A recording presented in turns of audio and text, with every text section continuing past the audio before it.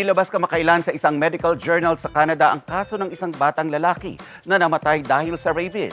Hindi galing sa aso, kundi rabies ng paniki na dumapo lang daw sa kanyang muka. Ano ang dapat gawin para maiwasan ang ganitong insidente? Kuya Kim, ano na?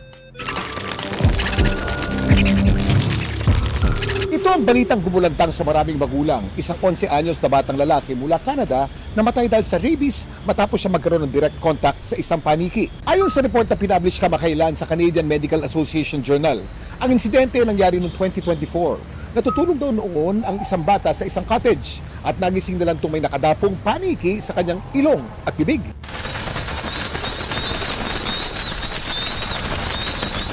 Tinaboy ng bata ang paniki at nahuli ito ng kanyang ama bago pinakawalan.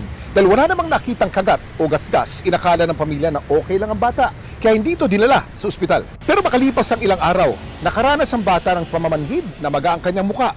Nawalan siya ng ganang kumain at nilagnat. Nung makumpirma nilang rabies ang sanhi nito, huli na ang lahat. Sa Pilipinas, karamihan ng mga kaso ng rabies sa tao ay dulot ng kagat ng aso. Pero maliban sa mga aso, marami pang mammals ang maaari din magkaroon ng rabies. Kabilang na nga rito ang mga paniki. Rabies is actually a disease. So kapag hindi naman nila na-contract yung disease na yon, so basically wala naman talaga sila. The rabies prevalence in the entire world is actually less than 1% lang.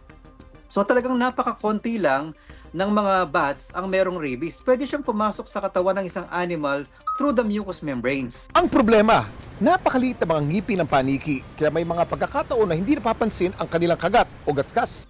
Kung may direct contact sa paniki, lalo na kung nagising kang may paniki sa iyong kwarto o nakadapo sa iyong muka, gaya sa nangyari sa bata sa Canada, magpatingin agad sa doktor. The bats that we are often seeing during the day are those sick, those that are doing some unusual activities or unusual behavior. Don't approach these particular bats because more often than not, ito ay mga possible na may sakit. Huwag natin silang lapitan. Let's respect their habitat. Contact the authorized person. No? Huwag na tayong mag-attempt na lapitan. Ang importanteng tandaan ng mga paniki may mahalagang papel pa rin sa ating kalikasan.